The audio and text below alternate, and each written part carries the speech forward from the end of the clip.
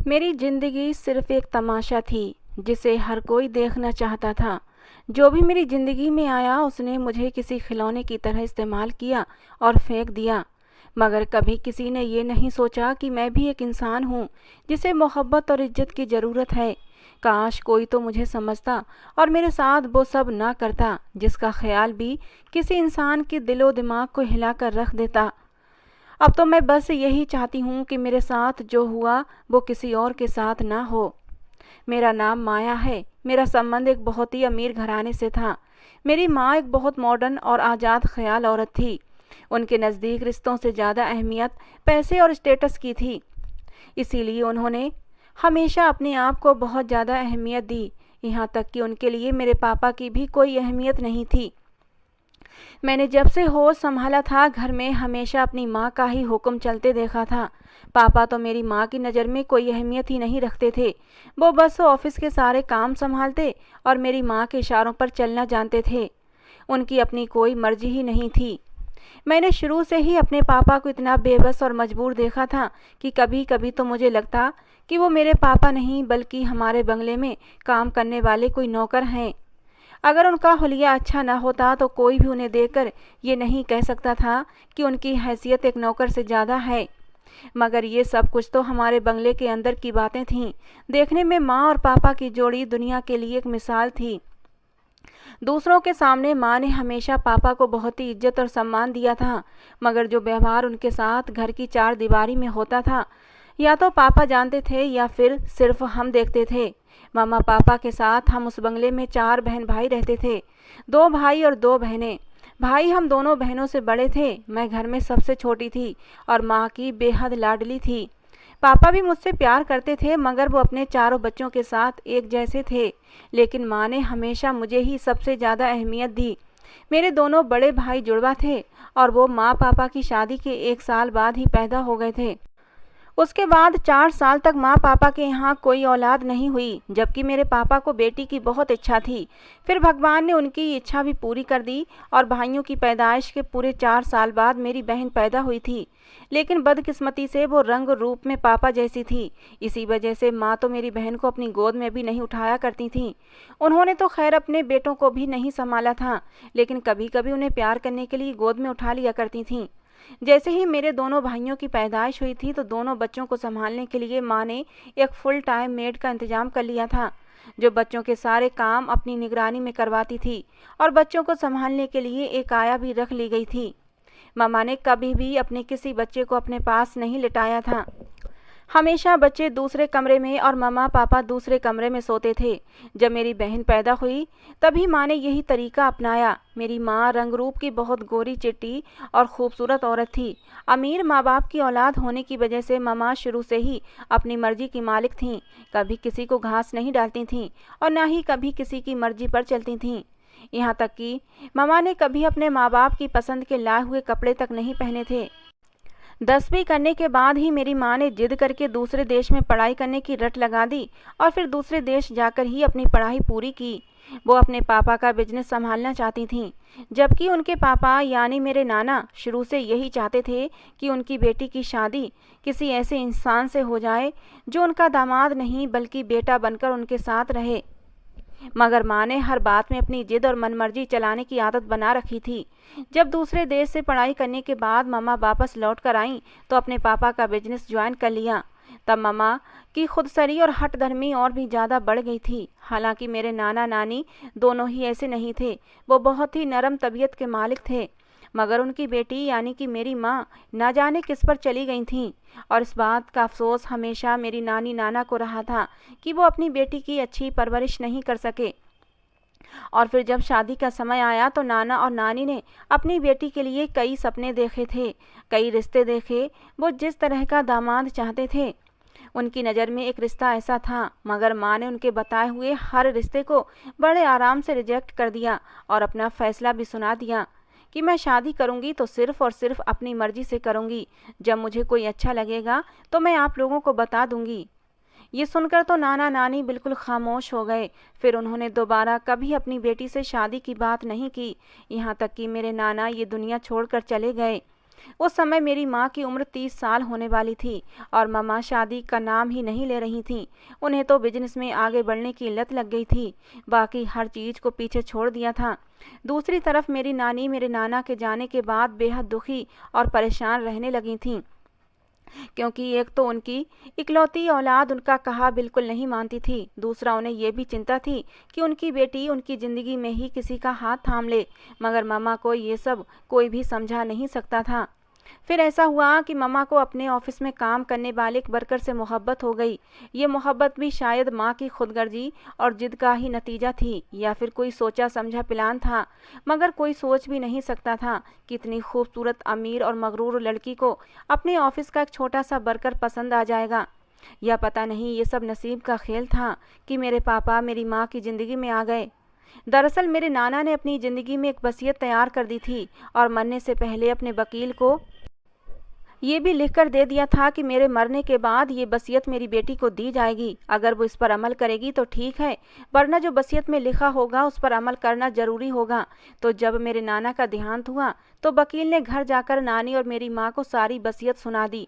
नानी तो इस फैसले से खुश हो गई थीं, क्योंकि वो जानती थीं कि उनके पति ने कुछ अच्छा ही सोचा होगा। मगर मम्मा को तो जैसे सांप सूंघ गया था। मम्मा ने ना तो वकील से कोई बात की, ना ही मेरी नानी से, बल्कि अपने आप को 2 दिन तक कमरे में बंद कर लिया। मेरी नानी परेशान जरूर थी, मगर उन्हें यह भी मालूम था कि माँ के सामने अपना सर फोड़ना बिल्कुल बेकार है, इसलिए वो भी खामोश बैठी रहीं। फिर मम्मा ने ऑफिस संभाल लिया, जो कि वो नाना की ज़िंदगी में ही संभाल चुकी थीं। मगर नाना के जाने के बाद तो उस कारोबार और घर की मामले की इकलौती मालिक मेरी माँ ही बन चुकी थीं। नाना के मरने के लगभग 6 महीने के बाद मम्मा ने शादी का फैसला किया, जिसके लिए उन्होंने मेरे पापा को चुना। इस बात पर तो मेरे पापा भी बहुत हैरान थे, क्योंकि वो मेरे नाना के ऑफिस में काम करते थे। मेरे पापा का संबंध एक गरीब फैमिली से था, जहां वो अपने माँ बाप और 5 बहन भाइयों के साथ जिंदगी गुजार रहे थे। मेरे पापा के माँ बाप ने बड़ी मुश्किल से पापा को पढ़ाया लिखाया था, और इसी पढ़ाई लिखाई के बलबूते पर मेरी नाना की कंपनी में ये जॉब शुरू कर दी थी। मेरे पापा बहुत ही ज़्यादा होशियार और काबिल इंसान थे। एक छोटी से पोस्ट से जॉब शुरू करने वाले मेरे पापा बड़ी जल्दी ही कंपनी के बड़े वर्कर्स में शामिल हो गए थे, और अब तो नाना उन्हें मैनेजर भी बनाना चाहते थे। मगर समय ने इतनी मोहलत ही नहीं दी और मेरे नाना ये दुनिया छोड़कर चले गए। मेरे पापा 4-5 साल से ऑफिस में काम कर रहे थे, इसलिए उनकी आदत और मेहनत से सभी अच्छे से जानकार थे।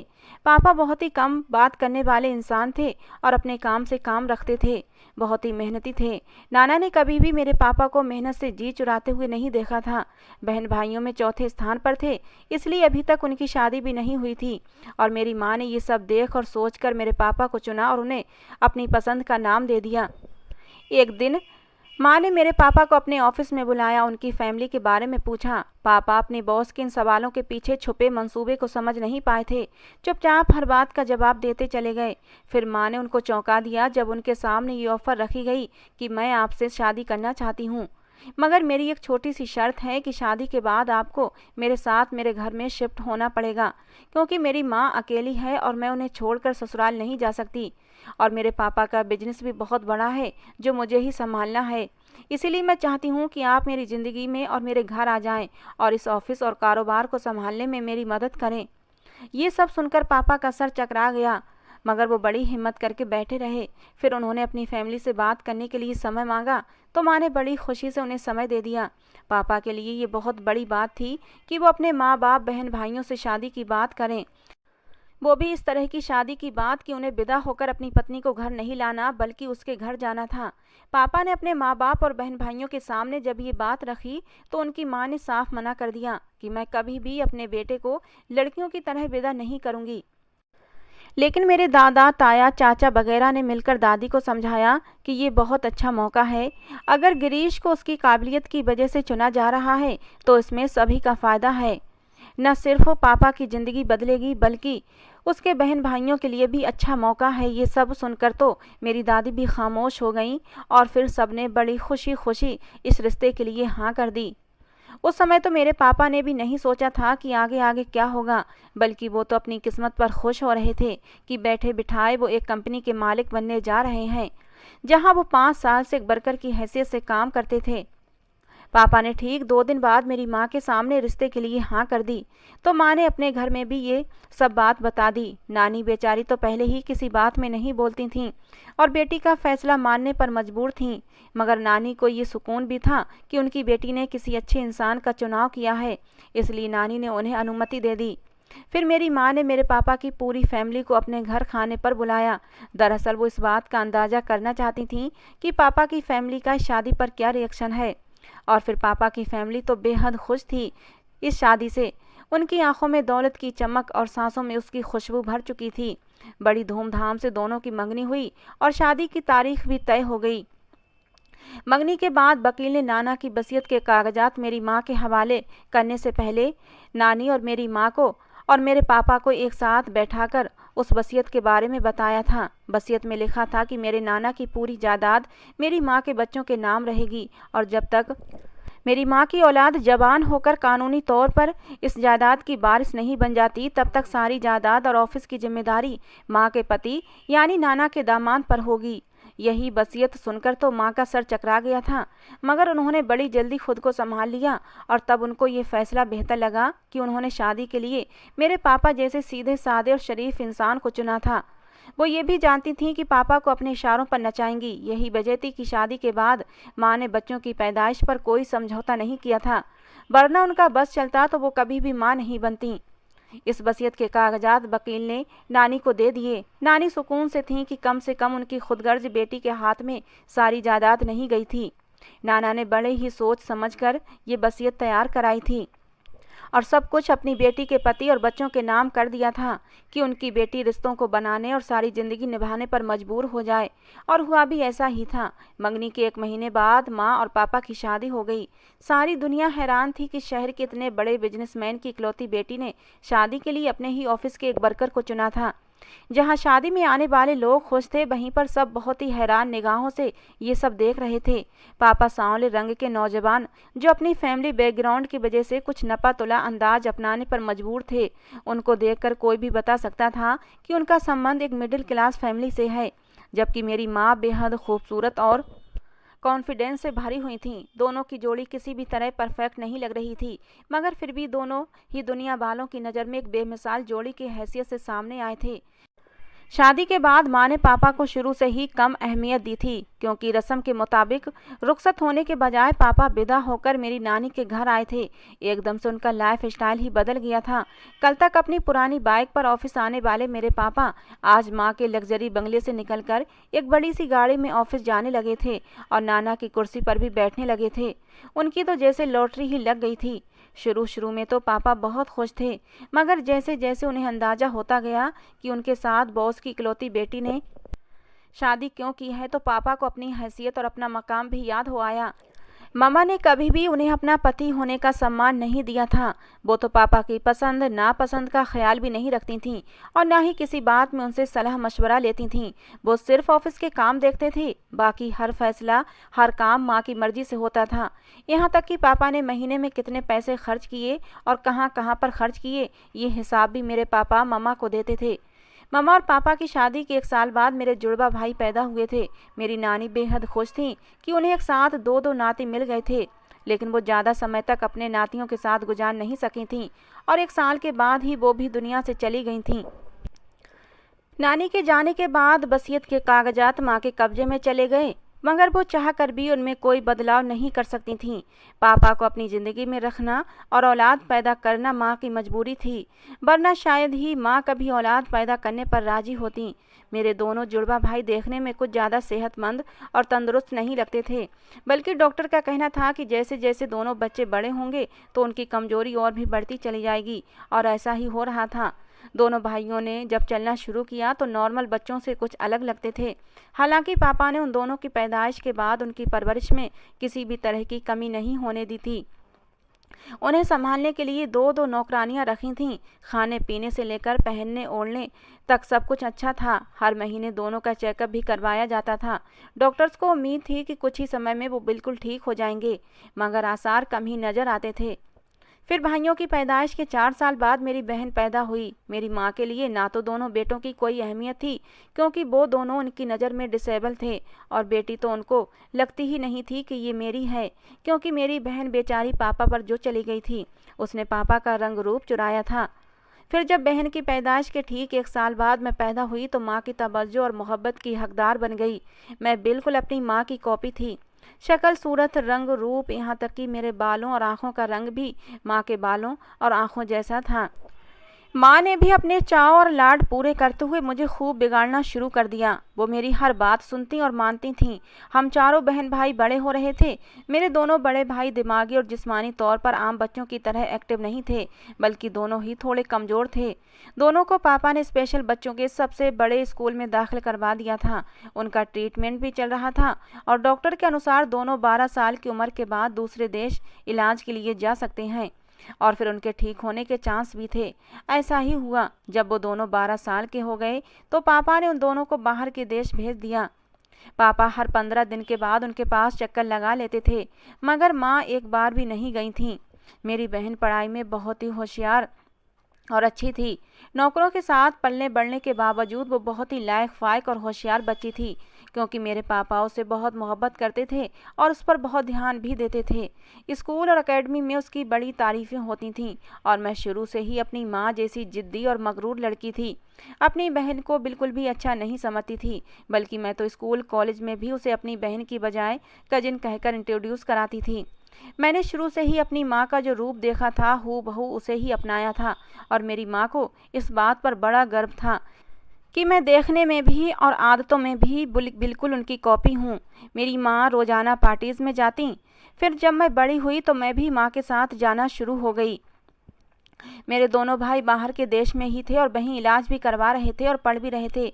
मेरी बहन कॉलेज तक पहुंच चुकी थी, और पापा ने सारी ज़िंदगी मेरी मामा के हुक्म के आगे सर झुकाया था। वसीयत के अनुसार माँ की सारी प्रॉपर्टी उनके चारों बच्चों के नाम ट्रांसफ़र हो चुकी थी, मगर अब केयर टेकर की जगह माँ ने पापा की बजाय अपना नाम लिखवाया था। कोई भी चेक या कोई भी ज़रूरी कागजात माँ के साइन के बगैर ऊपर नहीं होते थे। मामा के लिए यही काफ़ी था कि उनके बच्चे, पति और पूरी प्रॉपर्टी उनके कब्जे में है। दूसरी तरफ मैं, जो बिल्कुल अपनी माँ जैसी हो गई थी, नई नई चीज़ें खरीदना, शॉपिंग करना और पार्टीज़ में जाना मेरी हॉबी बन चुकी थी। जैसे तैसे करके मैं कॉलेज तक तो पहुंच गई थी, मगर पढ़ाई और डिग्रीज इन सब की मुझे कभी भी चिंता नहीं रही थी, क्योंकि मेरा मकसद तो बस अपना पैसा उड़ाना और शो ऑफ करना था। मैंने हमेशा जिस चीज़ की इच्छा की, जिसकी तरफ आंख उठाई, मेरी माँ ने वो चीज़ मुझे फ़ौरन दिलवा दी। यहाँ तक कि मेरी बड़ी से बड़ी गलती भी मम्मा इस तरह छुपा लेती थीं जैसे मैंने कुछ किया ही ना हो।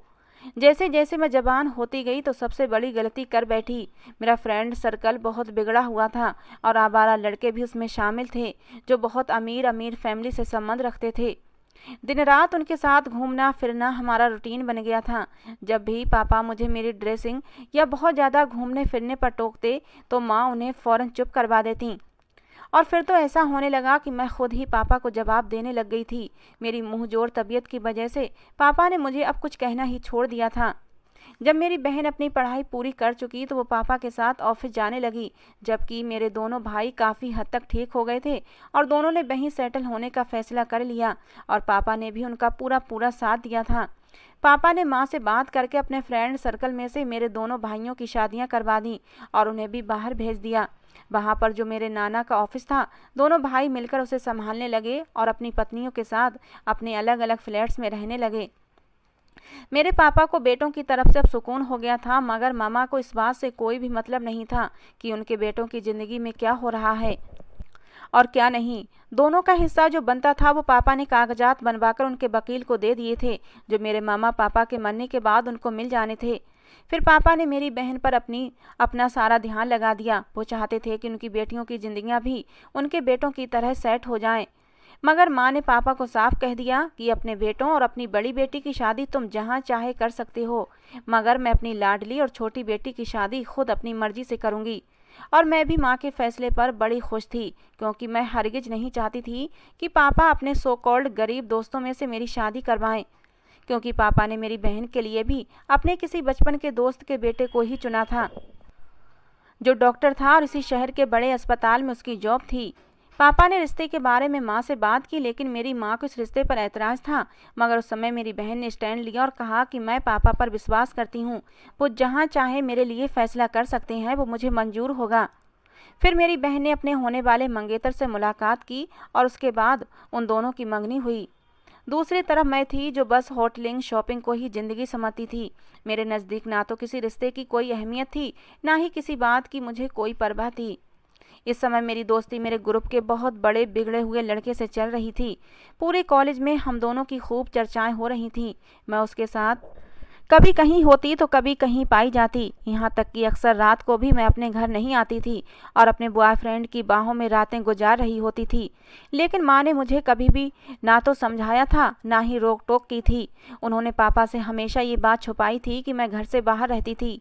मैं जो भी कर रही थी वो किस हद तक गलत था, इस बात का अंदाज़ा मुझे उस समय हुआ जब मेरी गलतियों का नतीजा मेरे सामने आया। वो लड़का मुझे इस्तेमाल करता रहा और फिर उसने अपने माँ बाप के कहने पर उनकी मर्जी से शादी कर ली और मुझे छोड़ दिया, ये कहकर कि तुम जैसी लड़कियां सिर्फ दिल बहलाने के लिए होती हैं, घर की इज्जत बनाने के लिए नहीं। मैं पहली बार अपनी नाकामी पर बहुत रोई थी और रोती हुई अपने माँ के सीने से लग गई थी। मगर मेरी माँ ने उस समय भी मुझे समझाने और अक्ल देने की बजाय और जिद दिलाई। माँ ने कहा कि तुम देखना, मैं तुम्हारी शादी उससे भी ऊंचे ख़ानदान में कराऊंगी कि वो लड़का तुम्हें खोने के बाद अपनी बदनसीबी पर रोएगा। और मैं भी फ़ौरन अपने आंसू साफ करके माँ की बातों में आ गई। मैंने एक दिन शॉपिंग मॉल में उस लड़के को उसकी पत्नी के साथ देखा और उस दिन मैंने उसे सबके सामने बहुत बेइज्जत किया, यहाँ तक कि एक थप्पड़ भी उसके मुंह पर मार दिया, क्योंकि उसने मुझे रिजेक्ट करके मुझे धोखा देकर किसी और को अपना लिया था। मगर उस समय मैं नहीं जानती थी कि उसकी इस बेइज्जती और थप्पड़ का मुझे क्या सिला मिलेगा। मेरी बहन की शादी के बाद अब माँ ने मेरी शादी का फैसला किया, क्योंकि जिस लड़के ने मुझे धोखा दिया था उसकी तो शादी हो चुकी थी और मेरी माँ और मैं ये कैसे बर्दाश्त कर सकते थे कि मैं किसी से पीछे रह जाऊं। माँ ने बहुत अमीर फैमिली में मेरा रिश्ता तय कर दिया। मैं बहुत खुश थी क्योंकि लड़का काफ़ी हैंडसम और हमसे भी ज़्यादा अमीर था। मेरी शादी की धूमधाम से तैयारियां होने लगीं। मामा ने दुनिया जहान की हर चीज़ खरीद कर मेरे दहेज में मुझे दी थी। शादी में मेरे दोनों भाई अपनी पत्नियों को लेकर और मेरी बहन भी अपने ससुराल वालों के साथ आई थी। लेकिन उन सब लोगों की मेरे नज़र में कोई भी अहमियत नहीं थी, क्योंकि मेरी माँ ने ही कभी उन लोगों को अहमियत नहीं दी थी और ना ही ये सिखाया था कि रिश्ते क्या होते हैं और उन्हें कैसे निभाया जाता है। मेरी शादी भी इसी तरह हुई थी कि सारा शहर देख रहा था। मैं अपनी शादी की रात खुशी खुशी अपने पति के साथ उसके घर पहुंची और खूबसूरत सेज पर बैठी उसका इंतजार कर रही थी। मगर मैं नहीं जानती थी ये कयामत मुझ पर टूटने वाली है, क्योंकि जब वो कमरे में आया तो कमरे में आते ही उसने चीखना चिल्लाना शुरू कर दिया और मेरा घूंघट प्यार से उठाने की बजाय उसने एक झटके से मेरा बाजू पकड़ा और मुझे अपने सामने खड़ा करके मोबाइल फ़ोन मेरे सामने कर दिया और कहने लगा, ये सब क्या है? अगर मैं या तुम अमीर हो तो इसका ये मतलब नहीं कि अमीरों की कोई इज्जत नहीं होती। अगर मुझे पहले पता होता कि तुम इतनी बदचलन और चरित्रहीन लड़की हो तो मैं कभी भी तुम्हें अपनी ज़िंदगी में शामिल ना करता। और ये कहकर उसने मुझे धक्के देकर घर से निकाल दिया और अगले ही दिन तलाक के पेपर भी मेरे घर भिजवा दिए। मैं दुनिया की शायद पहली लड़की थी जिसे शादी के दूसरे दिन ही तलाक मिल गई थी। मैं रोते हुए अपनी माँ के गले लग गई। मेरी माँ ने मेरे पति और मेरी सास ससुर से खूब लड़ाई झगड़ा किया और मेरा सारा दहेज का सामान मेरी माँ ने नौकरों को भिजवाकर अगले ही दिन मंगवा लिया। मुझे तो समझ नहीं आ रहा था कि मेरे साथ ये सब क्या हुआ है और ये आखिर किसने किया, क्योंकि मोबाइल में ऐसा किया था मैं तो देख ही नहीं पाई थी कि तभी मेरे पति ने मुझे धक्के देकर निकाल दिया था और अब मैं अपने दामन पर तलाक का दाग लिए बैठी थी। पापा बहुत ज़्यादा परेशान थे मगर मेरी माँ बहुत गुस्से में थी। मगर अब तो किसी भी चीज़ का कोई फ़ायदा ही नहीं था। मेरा घर बसने से पहले ही उजड़ गया था। जिस घर में शहनाइयाँ बज रही थीं अब वहाँ पर दुख के बादल छाए हुए थे। मगर मेरी माँ कहाँ सुकून से बैठने वाली थीं। 1 महीने के अंदर अंदर मेरी माँ ने दोबारा मेरी शादी तय कर दी। इस बार ज़्यादा धूमधाम से तो नहीं की मगर पूरे रस्म व रिवाज के साथ शादी हुई थी। और फिर वही हुआ, शादी के 1 हफ्ते बाद मुझे तलाक हो गई।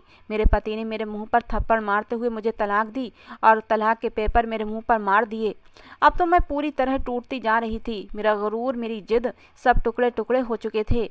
मैं अब बहुत पछताती थी कि मैं क्यों अपनी माँ के नक्शे कदम पर चली और अपनी ज़िंदगी तबाह कर ली।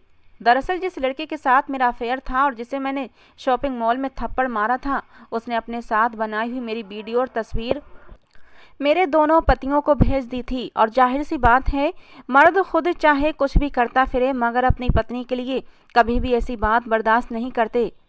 अब तो मैंने फैसला कर लिया था कि मैं कभी भी शादी नहीं करूंगी। मैंने पापा से बात की कि मुझे भी पढ़ने के लिए बाहर भेज दें, उसके बाद मैं उनके बिजनेस में मैं उनका हाथ बटाऊंगी। मगर मेरे पापा ने मेरे सर पर बड़ी प्यार से हाथ रखा और मुझे प्यार किया और कहने लगे, बाकी बच्चों की तरह तुम भी मेरी औलाद हो और मैं तुम्हारे साथ कभी भी गलत होता नहीं देख सकता। इसलिए थोड़ा सा इंतजार करो और मुझ पर विश्वास रखो, भगवान ने चाहा तो सब ठीक हो जाएगा। उस दिन पहली बार मुझे मेरे पापा पर बहुत प्यार आया था और मैं उनके सीने से लगकर बहुत रोई थी। मेरी माँ दरवाजे पर खड़ी ये सब देख रही थी और सुन रही थी। पता नहीं मम्मा के दिल में क्या आया कि वो हम दोनों के पास आकर बैठ गईं। माँ का सर झुका हुआ था और आंखों में आंसू थे। मम्मा ने मुझे कुछ भी नहीं कहा मगर पापा के सामने रोने लगीं और ये बात मान ली कि उन्होंने सारी जिंदगी जिद और गुरूर में गुजारी थी और उन्होंने अपनी वही गुरूर की आग अपनी और अपने बच्चों की जिंदगी में लगाई थी और उसने उनकी सबसे लाडली बेटी को तबाह कर दिया था। मम्मा ने पापा से माफ़ी भी मांगी और मेरे पापा ने हमेशा की तरह बड़ी नरमी से बात करते हुए मम्मा को माफ़ भी कर दिया था और ये भी कहा था कि मैं आज भी तुम्हारे साथ खड़ा हूँ और हमेशा खड़ा रहूँगा। उस दिन पहली बार मुझे एहसास हुआ कि हम एक फैमिली हैं। माँ और बाप का रिश्ता आपस में जितना मजबूत और गहरा होता है, उसका असर सबसे ज़्यादा औलाद पर ही पड़ता है। उस दिन के बाद माँ ने अपना सारा सोशल नेटवर्क छोड़ दिया था और घर में पापा और मेरे साथ टाइम गुजारने लगी थीं। तीनों अब एक साथ ही खाना खाते थे, कभी बैठकर कोई मूवी देख लेते और बातें भी करते। रोजाना मैं और मामा मेरे भाई और भाभीियों को भी फ़ोन करती थीं और मेरी बहन तो हर दूसरे तीसरे दिन अपने पति के साथ हमसे मिलने आती थी।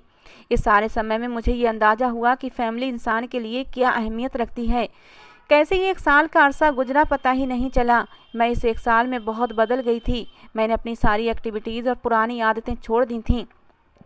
लेकिन पापा ने मुझे अभी तक पढ़ने के लिए बाहर नहीं भेजा था। हालांकि वो अपने साथ मुझे ऑफिस ले जाया करते थे, वो भी इसलिए कि मैं परेशान ना रहूं। फिर मेरे दोनों भाइयों के घर एक बेटे और बेटी ने जन्म लिया तो हम सब उनसे मिलने भी गए। वहाँ से वापस आने के बाद पापा ने मेरे सामने एक प्रपोजल रख दिया। पापा कहने लगे, लड़का बहुत ही अच्छा है, मेरा जानने वाला है, मैं उसे बिल्कुल अपने बेटों की तरह मानता हूँ। मुझे विश्वास नहीं आ रहा था कि मेरे साथ इतना कुछ हो जाने के बावजूद भी कोई मुझसे शादी करने को तैयार कैसे हो सकता था। पापा ने बताया कि वो MBA करने के बाद एक बड़ी कंपनी में जॉब कर रहा है। बस शादी को लेकर उसकी एक छोटी सी शर्त है। उसके भैया भाभी की कुछ ही दिन पहले एक एक्सीडेंट में मौत हो गई है और उसकी 1 साल की भतीजी है जो उसके पास रहती है।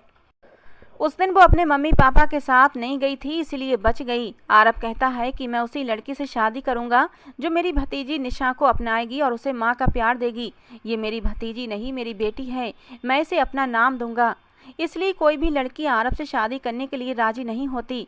लेकिन माया बेटा, मेरा दिल गवाही देता है कि तुम उस बिन माँ बाप की बच्ची निशा को माँ का प्यार दोगी और उसे अपनाओगी। आरब बहुत ही अच्छा लड़का है। अगर तुमने उसके दिल में अपनी जगह बना ली तो वो तुम्हें रानी बनाकर रखेगा। मुझे अपने पापा पर पूरा विश्वास था कि मेरे पापा मेरे लिए अच्छा ही करेंगे, इसलिए मैंने इस रिश्ते के लिए अपनी हाँ दे दी। इस रिश्ते की सुनकर मेरी माँ की आंखों में भी चमक आ गई थी। माँ के अंदर आए इतने बड़े बदलाव पर मैं हैरान थी। कहाँ तो मेरी माँ अपने सगी औलाद को भी अहमियत नहीं देती थीं और कहाँ अब इस बात पर खुश हो रही थीं कि मैं किसी और की बच्ची को माँ का प्यार दूंगी।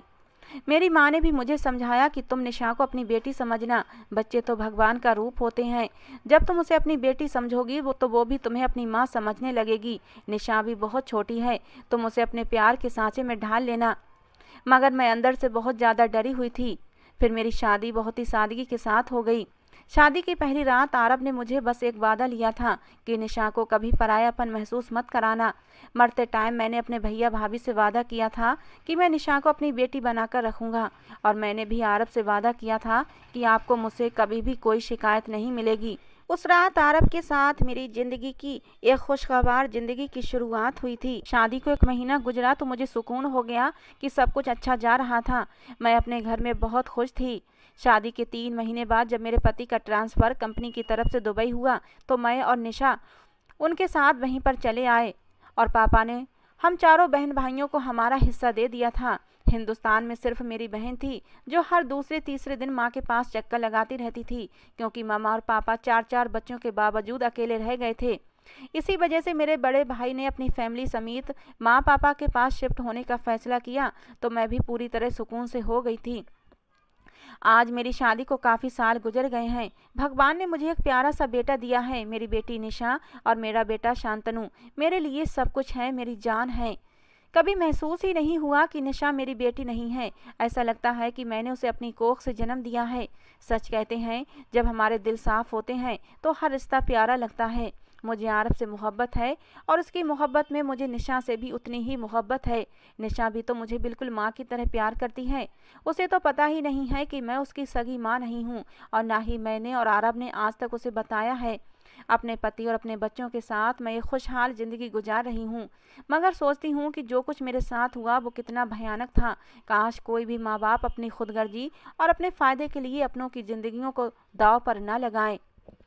तो दोस्तों, ये थी आज की हमारी कहानी। आपको कैसी लगी ज़रूर बताना। पसंद आई हो तो प्लीज़ लाइक किए बिना मत जाना। रोज़ एक नई कहानी सुनने के लिए हमारे चैनल को सब्सक्राइब करना। कहानी को अंत तक सुनने के लिए आप लोगों का बहुत बहुत धन्यवाद दोस्तों। मिलते हैं अगली किसी नई कहानी।